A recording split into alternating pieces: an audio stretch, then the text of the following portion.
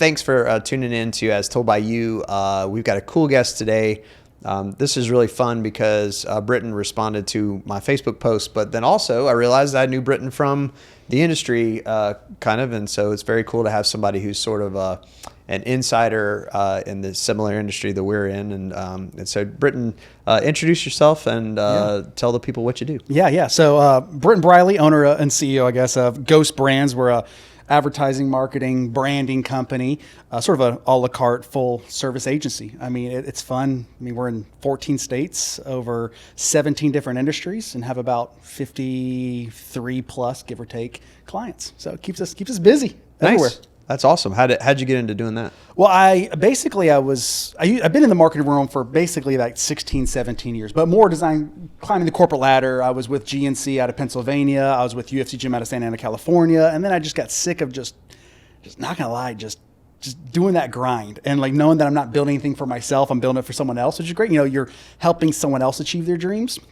And so when I got out of the corporate world, I was like, I love marketing. Didn't know what I want to do. I interview with a bunch of different other sort of like, you know, big like traditional like radio, TV, billboard companies. Like I like digital. I like what we do. I like all this stuff. And so I'm gonna start my own agency. My wife thought it was crazy, but that's how it sort of started. They do think that sometimes. Yeah. Third bed in the house. Where's your home location? Where are you Greenville, based? South Carolina. Okay. Yeah. So thanks for coming all the way down. Like, I was gonna say, that's awesome. I thought y'all were in Greenville, and I was like, I didn't want to go.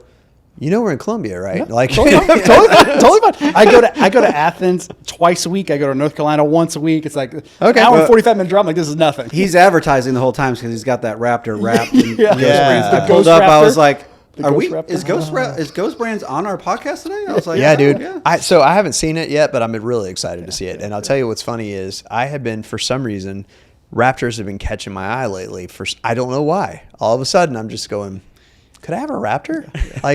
Nah, I'm not a Raptor guy. You could be. Like, look at Britton. He's a Raptor guy. No, I don't. It doesn't go off road whatsoever. I'm a Volvo station wagon guy. I'm not a Raptor guy. Yeah. You know, that the Toyota Highlander fits me well. Yeah. So, but that's awesome. So tell me about the marketing world as far as like when you made that leap from being corporate to doing your own thing. You know, my wife and I, when I had that conversation with her, my conversation was 18 years ago. It was like, okay, you know, like, Yep. I don't like this, but let's give it a shot. And so tell me what that transition was like, going from the corporate world to running your own shop. One good thing is, like, I will say this: my wife is my biggest advocate, my best friend. She believes in the dream. That's the one thing. If I didn't have a spouse that understood the long days, the long weekends, the long nights, like just building something from scratch. I mean, I am very surprised and I'm very thankful that she's been with me for 6 years through this journey so far without me wanting to like say, hey, you don't see me very often. But that biggest transition was, I think, just understanding, honestly, going back to sort of, I think, the psychology of selling. I felt like, instead of like, you know, I have a paycheck, I don't have to worry about it in corporate world. Every 2 weeks I'm going to get just take the assignment and do it. Exactly. Right? I'm a task management versus I need to reverse engineer my finances, reverse engineer what I need to make to live on top of, okay, grow, satisfy clients, and then continue to thrive, and where we can pivot and move, because marketing is ever evolving and fluid. Oh yeah, continually evolving. Exactly. Right? TikTok goes away for 6 hours and comes right back. You're like, okay, I guess we're back. Yeah. You know. And I say marketing is a nightmare industry. Marketing, advertising, agency world is a nightmare industry. People are like, that sounds like you just hate your job. I said, no, I love my job. It's just, it never stops. It never sleeps. It doesn't take holidays. There's no sort of weekends or off days. It is constantly going 24/7, 365. Man, and there's no Kelley Blue Book. No. You know, so you don't know what it's supposed to cost. Exactly. You know, so and this is something I run into so often. And I was just on a mastermind call yesterday. One of the guys was asking what to charge on something, and he's already through the proposal process and hasn't talked budget with them at all. Yeah. I'm like, okay. And they said, yeah, I got a good budget for this. Is like, what does a good budget mean to them? You know, could mean $100. They like, we finally got $100 to spend on marketing, and they're excited about it. But you know, that's what makes what we do a lot of a challenge, is that, you know, you just never know what someone's frame of reference is, you know, what they're wanting to get out of things. So tell me what makes Ghost Brands work? What is it that you feel like is the key? Well, so before I'll say this honestly, like when I was building the agency and we have a great staff of 12 people now, I can now sort of do this type of stuff. Hey guys, I'm going to go away for 6 hours on a Friday, cover everything. But the biggest thing was that I think the psychology of how clients think, move, shape, and adjust to like an agency coming in. Marketing is the last thing to come on board and the first thing to go off if you're struggling as a company. So you sort of really have to pivot and understand sort of how they think. So for us, it's like we changed from just packages to a la carte. Here's a buffet of services. Everything that I cover, everything that Dan covers, Austin cover, like all of our staff has all these capabilities. You pick and choose what you want and we will build a plan. Now, we'll put our consulting hat on and say, hey, you want social media? Where's the content? You're going to provide us content? Okay, cool. Like how's that content going to, so we sort of build this whole fluid system for them. That made us different where we can have someone like Spinks, who's the gas station that we represent, and we go into John's Island in Charleston and shooting for 4 hours there versus something else instead of like a hockey team or a baseball team. It just, for us, I think it was just it really was just the change of pace and the difference that we make on saying, hey, you pick and choose what you want. No fluff, no buff. We're going to literally build a package for your business, customized to you, and it helps with the psychology for a client. Gotcha. If that makes sense. It's sort of that's awesome. That's great. That's good. Tell me where the clients come from. Where do you get most of your? So they're all inbound. I'm not trying to. By the way, all the secrets are out, guys. By the way, this is why I do this podcast, right? To say, hey, listen, I think Ghost Brands is pretty successful. Let's bring them down here and see what the hell's going on. That's right. Yeah. We do zero outbound. It's all inbound. Okay. So for us, we do a really good job of retaining our clients and then making sure we find other clients inside their same circles. Right. So if I'm gonna sit there and deal with, great example, I'm just gonna use the sports industry for instance. So like, we represent the Greenville Swamp Rabbits, and we put an RFP in originally, and then we finally won the bid, and then now it's building that relationship years. But because we got Greenville Swamp Rabbits, we're able to get Greenville Triumph, Greenville Liberty, they're the USL 1 women's and men's soccer team.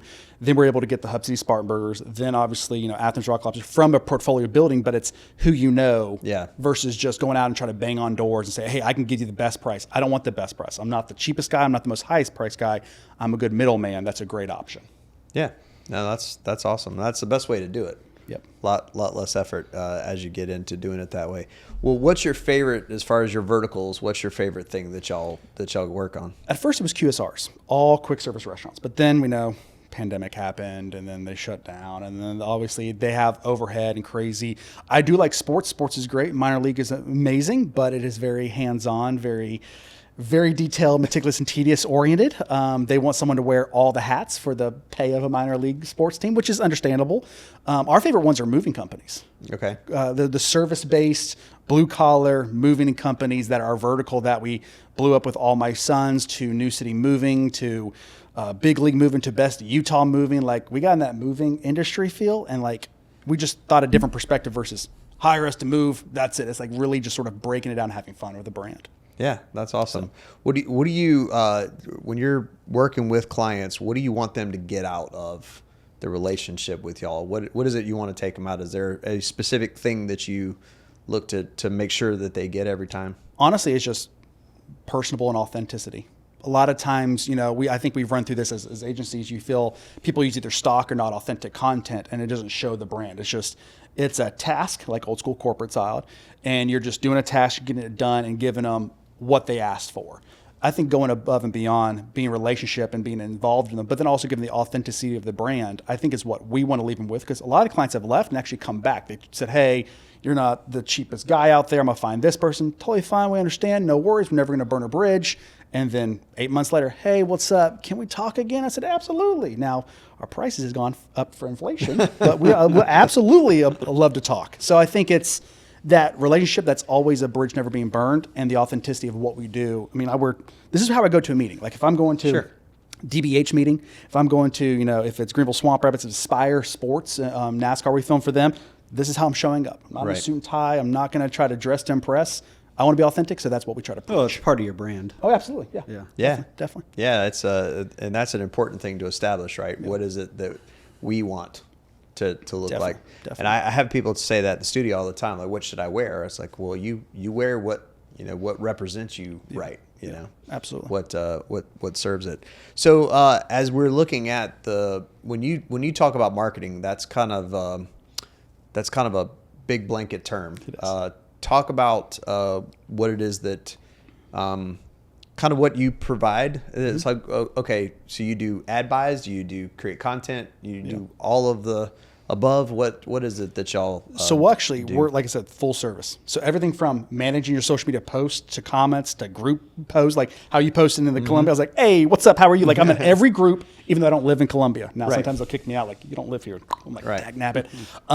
But when it comes to marketing, like you said, it is a broad term. It is a blanket term. What does the meat and potatoes look like at the end of it? It's really, hey, posting, doing the digital traditional media buying itself, if it's fulfillment. So for us, it's like, give you an example. It's like Swamp Rat Moving, one of a company we love. We do all their content creation. We do filming with them every 2 weeks. We control their social media. We control their website. We actually do all of their social media ads, their hiring ads, and even like we do for them like LSAs, Google ads, all that good stuff that goes through. So what's their monthly budget for that? It ranges, depends on, obviously, slow season for moving companies is the winter time. They ramp up more in the spring and summer. So we actually build a 6-month marketing plan for them and say, okay, we know we're planting the seeds to reap the harvest, or we're just going gangbusters. So it will completely range every single sort of seasonality, but our retainer stays the same on ours. So it'll range between like 5 to 7 a month just for the management side, and then all ads are either 2 or 3x of that to make sure that the management is not outweighing what you're spending on ads. Right. Yeah, that's interesting. Yeah, we have several of those too that we do all the management for it. Well, the things that you work on, what do you feel like is the most effective? So if I have somebody come to me and say, look, I got 10 grand, I got to go somewhere with this 10 grand. What would you do with it? I would ask a couple questions. Is your brand established? Do we need to do a branding campaign or actually advertising? Are you looking for lead gen or revenue? You're looking for just awareness and branding.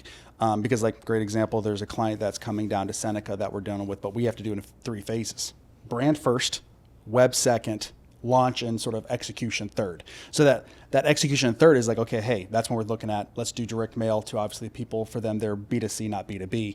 Let's focus on the people around. Let's do some radios. Let's do some billboards, and then we'll do your social. But the first 2 phases are the more expensive because the branding, as you know, doing it's going to take 6, 7, 8 months to get that branding done. Then website will take 3 to 4 months as long as we have that brand standard. So it really depends on our side where a client's at in that process. Because if you already have a brand, like great example, I sit there and think like Greenville Swampers when we took them over, they already had a brand. I don't have to do that. All I do is media buying, relations, sending them to Ticketmaster, and then tracking what we do on an ROI standpoint. Right. Versus Hub City or Athens, from the ground up, everything being built, it took a little longer, like about 13 to 14 months. Gotcha. So it just depends on the phase that they get to you. Yeah. And how many times do you get people that are in that beginning phase where they don't have anything? I mean, it is, not going to lie, it is like 50-50. Wow. It's one of those things where like they might have a brand, but then we sit there and we go back to who are, like, I think about buying personas. You think about who are we talking to?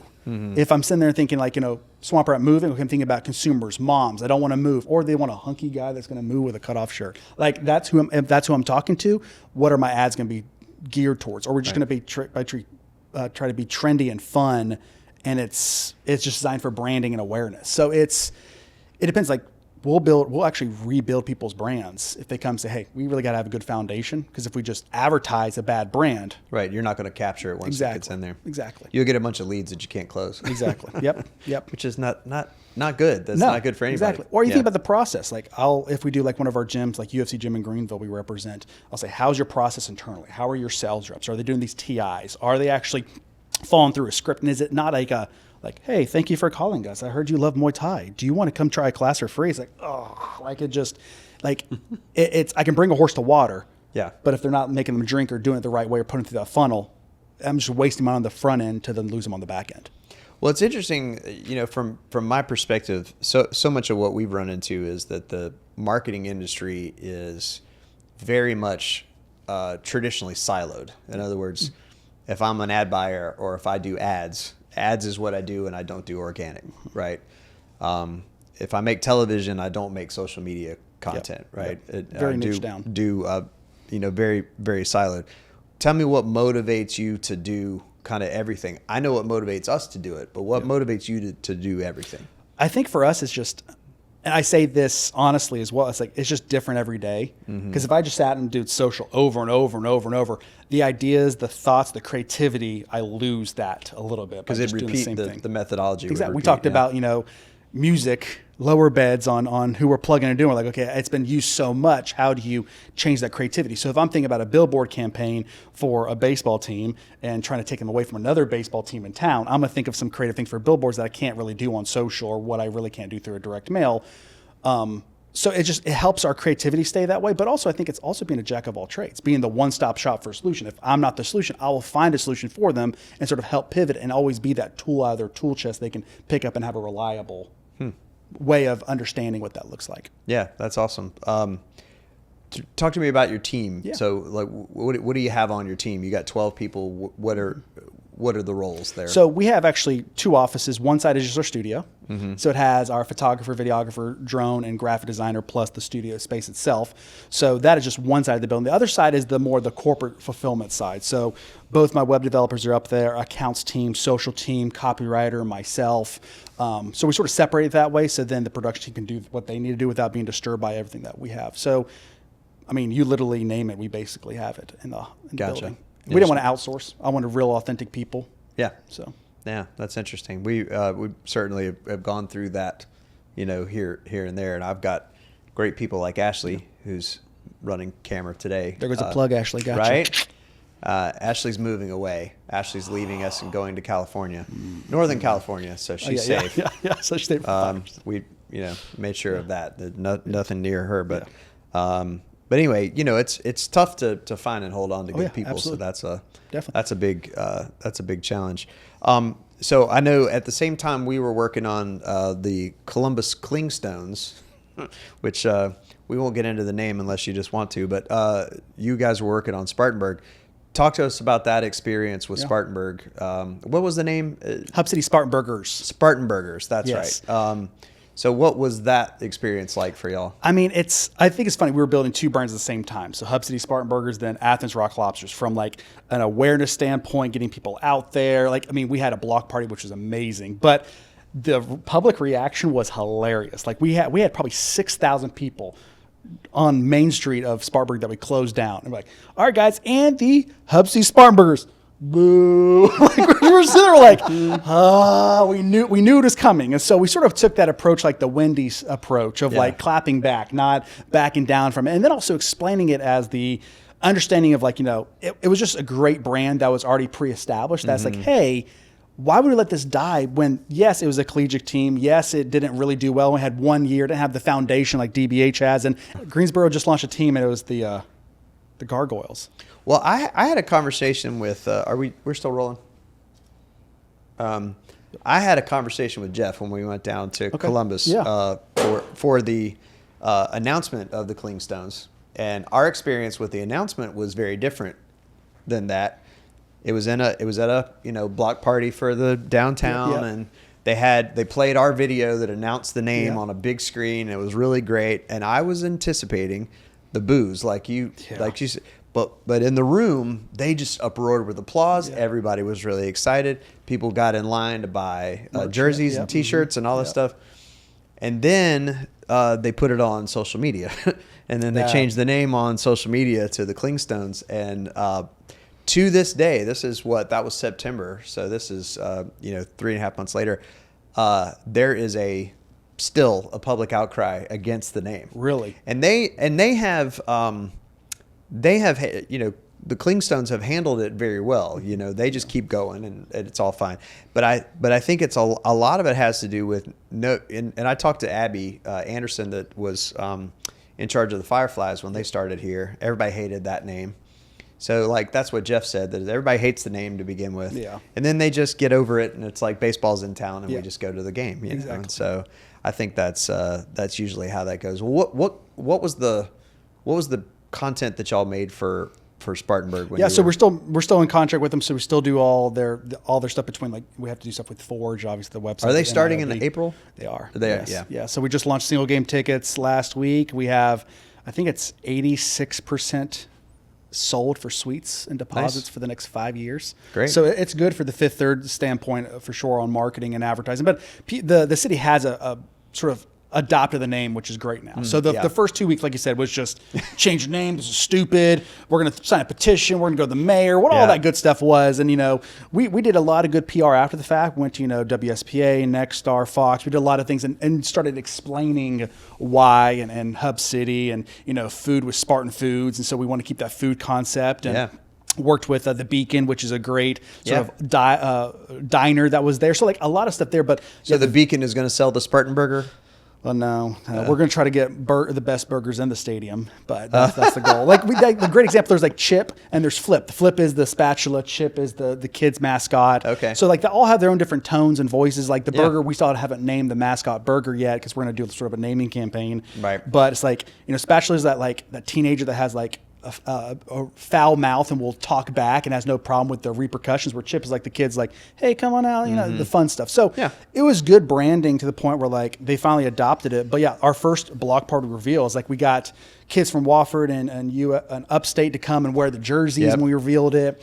We did this cool video on the merch launch that we did in our studio and had hats and jackets and all this stuff that we did. And we sold merch within the first, I think it was 72 hours. We sold it in 43 of the 50 states. Wow. So, I mean, their merch blew off, which is great. So, and I have to hand it to their team. They did an amazing job on an internal standpoint, really helping that. Yeah. So. Yeah. It was very, it's first time we had ever worked with minor league baseball, other than we did a little bit with Spirit when they opened the park down here in Columbia. But we, for us to go to Columbus is 5.5 hours. So, we did, a lot, but it was our first time working with them, and it was interesting. I mean, I had never really been on the inside of baseball like that. So. A lot of different hats. Like same thing with the Athens Rock Lobsters. Like we had the B-52s come out for them in Athens. It was cool. fun. We had to work with Crush Malibu Music on getting authorization for the name and having fun that way. Then worked with a local artist to come. I just got Athens Rock Lobsters when you said the B-52s. I did not get that when you said it to begin with. Or it was going to be Widespread Panic for Widespread. It was going to be Class City Panic for Widespread Panic. It was all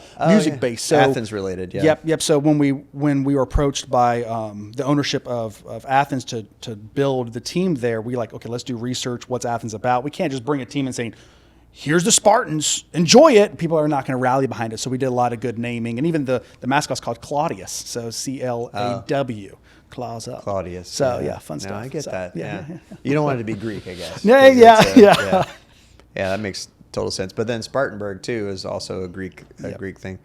Well, that's cool. Tell me where do you see things like social media heading from this point? What's kind of like your opinion on like TikTok, like that whole craziness? I think a lot of times it depends on the organic versus the paid. I think there's a lot of noise out there. I know people are as media buyers, I see upward trends to going back to traditional, even though it's a little bit more expensive than obviously digital and online for social side. We started as a social media company. So we're all about, TikTok, LinkedIn. I want to have a new interface for LinkedIn. I'm just going to say that right now. Facebook, Instagram, TikTok, LinkedIn, Google My Business even.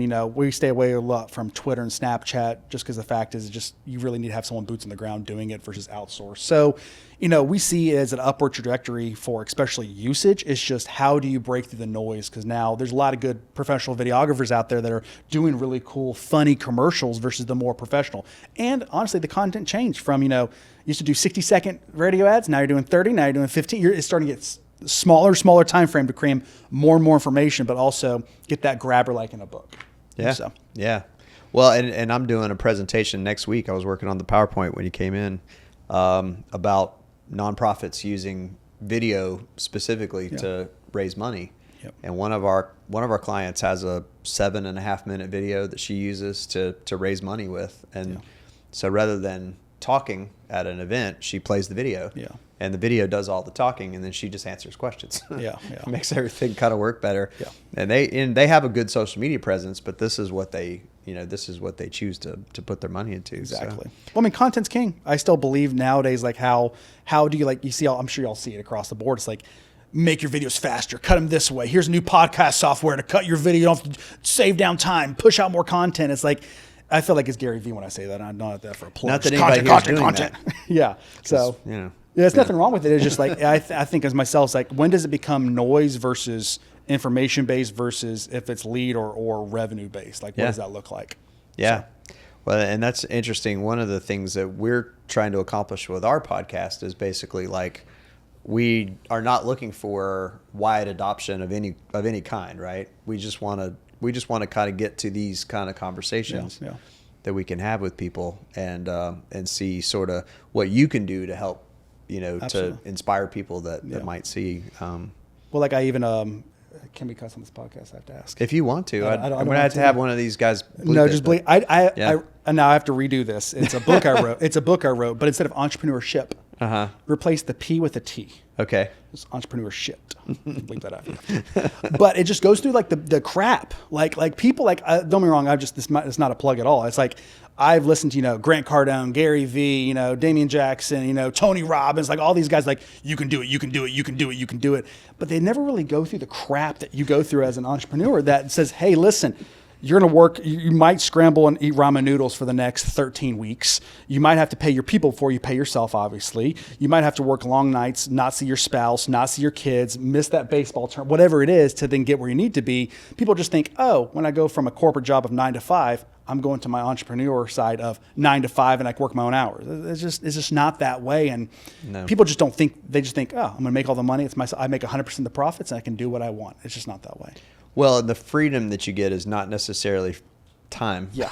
It's just that you don't necessarily have to do anything you don't want to do, right? Which is not it's not exactly what we thought it was going to be. Yeah, exactly. As you started looking for it. So, all right, Brian, what you got?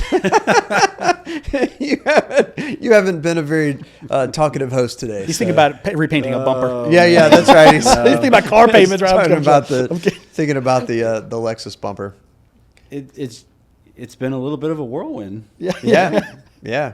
Well, and the thing is, like, talking to you is funny, and I'll be very honest. It's not been the experience that we've had with having a marketing agency, and we get hit with a lot of the siloed nature of it to say, we are pegged as a videography company, right? And what do we know about ad buys or marketing or whatever else? And so we've had a challenging time, really breaking through that.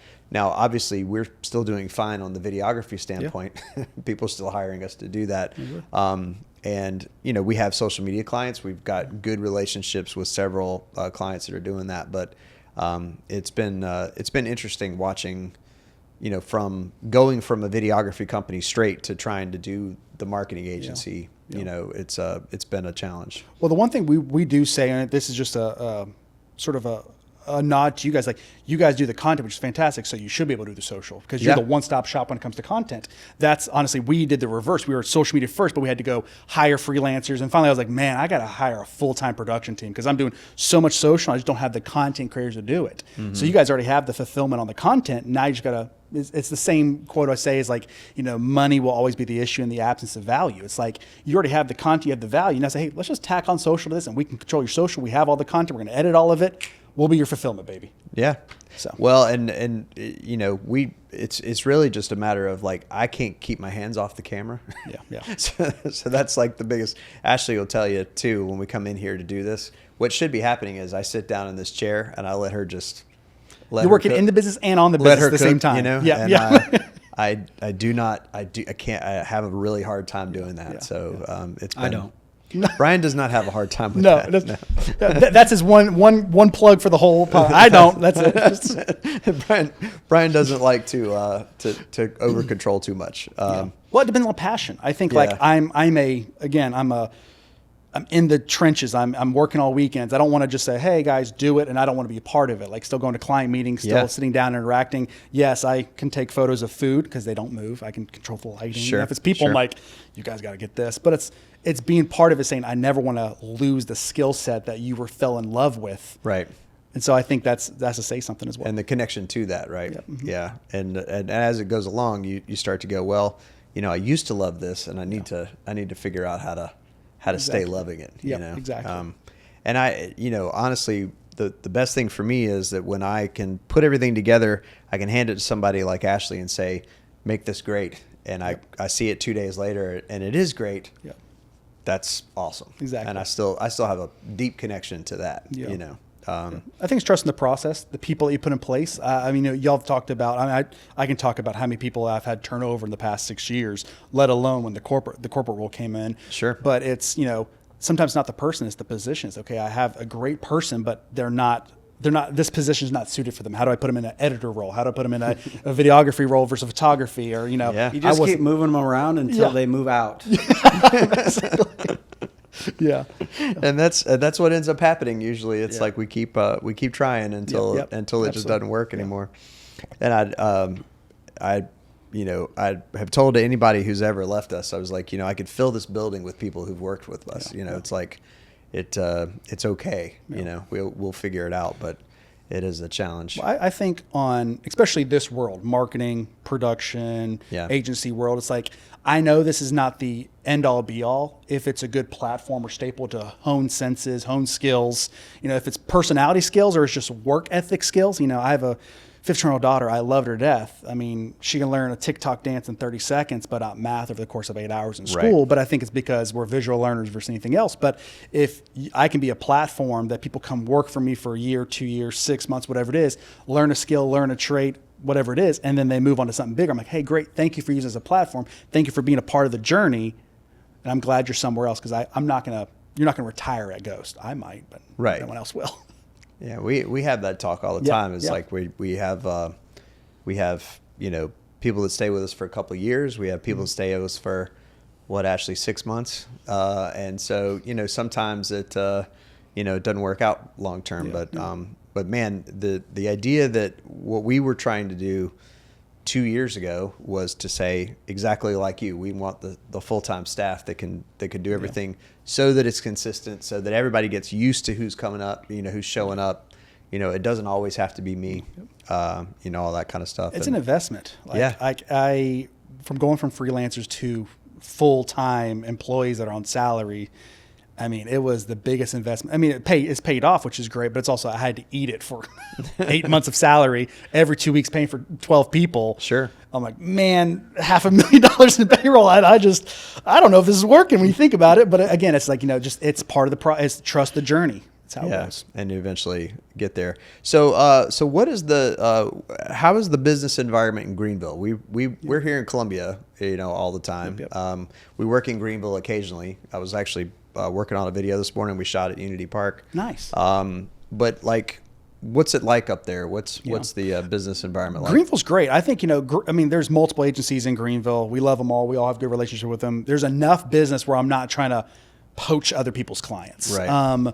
But Greenville is so diverse. It has everything from the restaurant to the tech side to corporations. But it's just, I think a lot of time it's knowing our footing. Like I think about, there's Brian Stearns with Ringo Fire and Campfire. Great agency, great company. They deal with, Ryobi, D-Wall, a lot of people in Lowe's, like a big company like that. They have 5-6 clients, and that's all they focus on versus me. I'll have 14 states and 50 plus clients, but some of them are small mom and pop, some are big corporate. It would be all in between. I think Greenville is ready to explode. I just think, yes, it's been growing like crazy over the past, 5 to 10 years. Yeah. Just the revamp of downtown, 85 385 being redone. Even Unity Park is beautiful. Mm-hmm. They're trying to, I think that's what Spartanburg will do eventually as they try to retrofit it. But Greenville is great, thriving, but I think it's also a good melting pot of all different things that come into one. But also I think it has the infrastructure of the city behind it that allow more businesses to thrive and allow us to have opportunities to sort of slide in for marketing. How did you grow to the other states? So it was just word of mouth from other clients. So great example, I will go back to the moving companies that we sort of love. Chris Sweet with Swamp Rabbit Moving. We grew Swamp Rabbit all the way to Charleston. He's in all 50 states. He runs around, not locations, but he reaches all of them. He's from Greenville. But the funny thing is, he's in an entrepreneur group. He's in a mastermind group. He's a moving company group. People are like, Chris, what are you doing? Who are you using this for? Like, hey, this guy named Ghost, Britton, hit him up. And good. Our first secondary client was New City Moving in Chicago. And I remember I got a call from Brian. I was like, hey, Brian, what's up? And he's like, hey, man, I want you to come do content. I said, you are in Chicago. I'm in Greenville. You can't find a videographer or production team between here and Chicago? He's like, I want you. You do Chris's stuff. Cool. Sounds good. And then we did that for him, then started doing his social, and then he got us into all. That helped us get more and more and more deep in the trenches into those niche markets, but allowed us to say, okay, hey, we have 6 moving companies on board. And so it's not copy paste, because that's the hardest thing with it is being different, because they all know each other. I can't do copy paste the same stuff. Can't use the same concept. Exactly. Can't even use the same artless songs. And like you burn all your moving ideas, on Yeah. the first guy, and you're like, I got no Yeah. more moving Yeah. ideas. Yeah. Well, that's where we do a lot of research. I mean, we will spend 14 days doing research on a market. Right. We'll say, okay, who's your buying personas? Is it male, female? Who's our target audience? What are the buy? Where do they go? What's the median income? From everything from just subdivisions to whole cities to Spartanburg. There's east side and west side of Spartanburg. They do not cross each other. And we're trying to make sure we bridge that gap for the stadium being Fifth Third of saying baseball will bring Spartanburg together, because nickname of Spartanburg is Murderburg. Right. Just letting you know. Right. So it's like that. There might be a great populace and a great demographic there on when we look at how many people are in Spartanburg, but are they the ones going to spend money? Are they the ones going to put a $1,000, $2,000 deposit on a suite for 5 years? Right. That's where we're trying to pull from and figure out. So the research comes into play for us when we have a new client in different markets for sure, and how we scale to them. How did you meet the moving guy? Oh, I knew Chris from, where did I know Chris from? I think it was Tiger Moving or somewhere else. He used to work for another moving company. And so he was starting right when I was starting marketing. We sort of crossed paths. And he's the owner? Yep. So, I mean, it's Facebook groups for sure. It's being recommended, being community first, I think, is one of the biggest things. And when business owners sort of see that in each other, hey, let's sit down and talk, let's have coffee. It's that networking at the very beginning that sort of allows you to sort of build those relationships. And I never come out the gate selling. You're like, hey, I appreciate what you're doing. I love it. Hey, if I can recommend you in a Facebook group, I'll recommend you all day, every day. And then if I say, he's doing social so well, I want him to hire for us because I don't have time for it. So, And you seem to have a lot of energy. well, I do drink about 1,200 to 1,800 milligrams of caffeine a day. My wife That's doesn't good. like it. That's so. good. I've been watching your energy, and I'm like, man, I wish I had a quarter of that drive right there. Take some of the blood and it'll go right. Yeah, that's right. Just do a little transfusion. Yeah, exactly. Yeah, that would be super helpful. We have had back-to-back guests talking about ghosts. That's true. Oh, Ghost We had- Energy? We had a Ghostbusters. Oh, Ghost- We had okay, a okay. Ghostbusters guy on Tuesday. Oh, nice. He has a charity where he and his friends dress up like Ghostbusters, and they do. They have a lot of props and Yeah. a whole an Ecto one that they bring out to things, and they do events. Yeah. And they sell 3D printed Ghostbusters figurines and give that Nice. money to charity. That's awesome. That's awesome. So, Yeah. I actually had a call this morning. I turned on my corporate phone. It says someone from California. Hey, we love to partner with you. We love Ghost. I'm like, Ghost Energy. Like, I'm going to pump you over to those guys. yeah, that's awesome. Yeah, it's funny once you get on that brand, you're like everything kind of separates out. These things, and I don't know if the camera can see that, but that's a business card. Yeah, die cut metal. It's a metal business card. So that's got to That's be like $5 a piece. I was going to say that's got to be pricey. $4.33. Ooh, hey, Yeah, you're pretty close. So I made some money today, Mom. Yeah. So that's awesome. Well, Britton, it's been good to have you on. Thank you. Brian, any other? Well, hey. It's usually 80-20. Yeah. It wasn't 80-20 today, though. Like I didn't have a lot of coffee or anything. It was like, now Brian's got a podcast coming up after this one. Yeah, He's going to host it. So, Good. Then he'll I think he's switch. saving all his energy for that. for that. So What I would like to hear is tell me a story about how you, like, that moment where you realized this is working and you can take it to where you brought it right now. I mean, I think the actual story, though. Yeah. I will say, I'm trying to think of a good one. Got one. Hit Burger. They're a restaurant in Malden. Very small, one of one chain. He's going to grow. He's had background of obviously Zaxby's. He's already grown to 3 locations now. But funny thing, so during my UFC gym days, there's UFC gym in Greenville that we actually represent now. So I worked for him, and now I do marketing for them. So it's funny. But he worked out there. I ran it, and he was talking about this restaurant concept. Man, it's like Smash Burgers, like Shake Shack, and In-N-Out had a baby. It's called Hit Burger. I said, cool. Call me whenever you want to eat burgers and fries and nuggets. Oh my, whatever. It's those things. And so when I was starting my marketing agency and he finally started the restaurant, he started this food truck. I actually flipped some burgers and made some nuggets for it. I wanted to learn, experience it. And when he hired us to do marketing and how much between PR, I learned as well. It's not just I jumped right into it. I was still learning. I still learn stuff to this day when it comes to marketing and media buying between, okay, hey, I want to buy this vinyl billboard versus digital. Okay, I need to do it every 8 seconds. Like, there's some things I always want to sort of consume and learn. But when Hit Burger took off from the branding standpoint to the food truck that's when we started his sticker campaign, and we did these little off-brand sticker. This is where we got this idea from.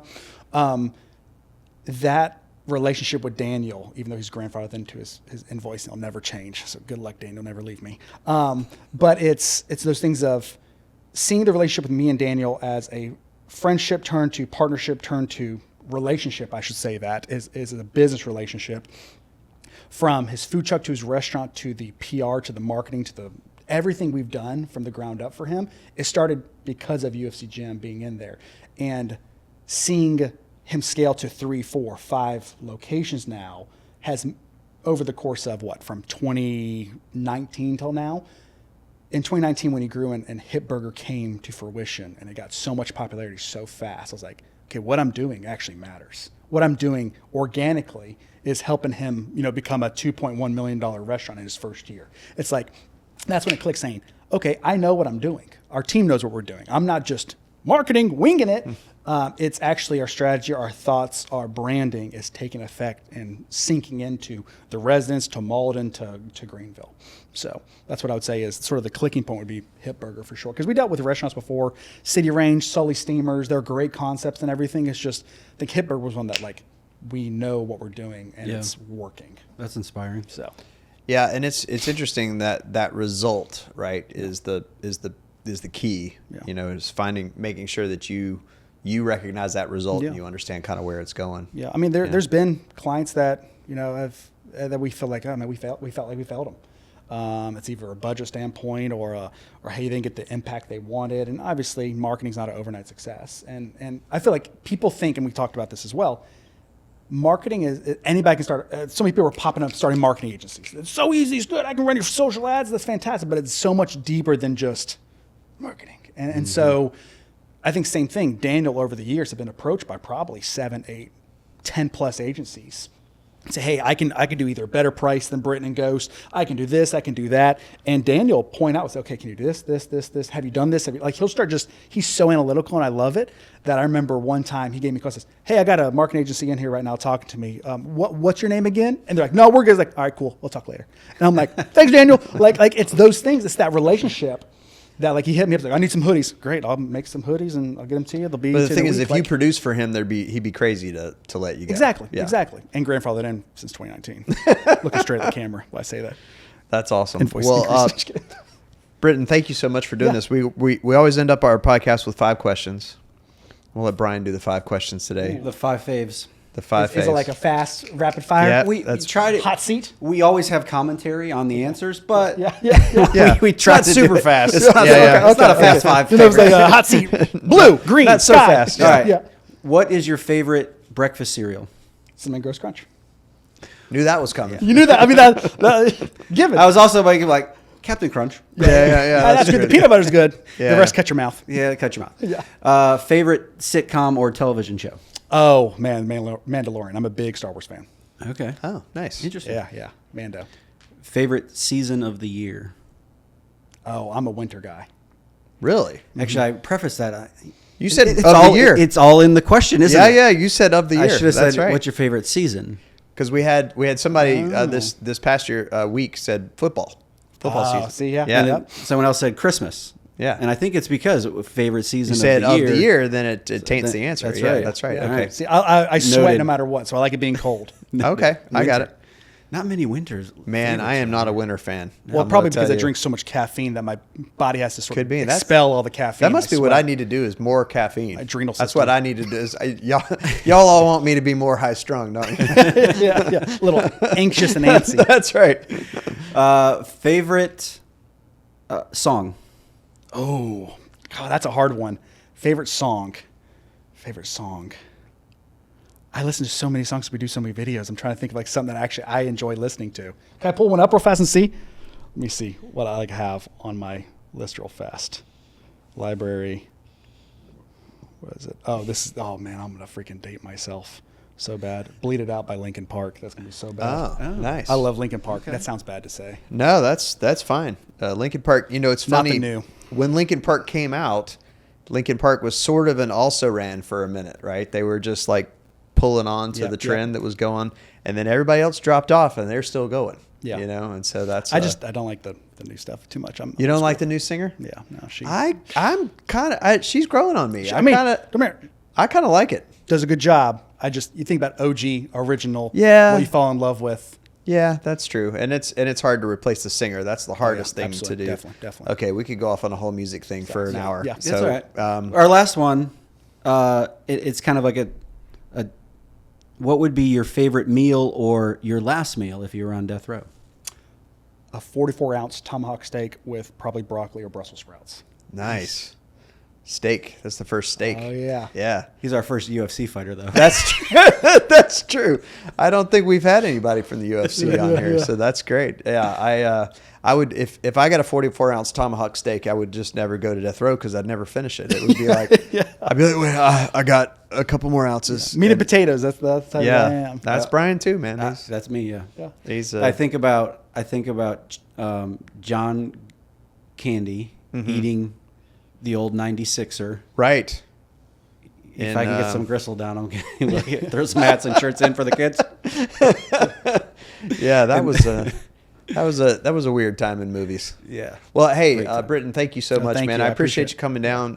It's been great to get to know you, and I probably am going to try to pick your brain more. Yeah, thanks for the opportunity. as we get going. Deal. But that's awesome. Perfect. Thank you.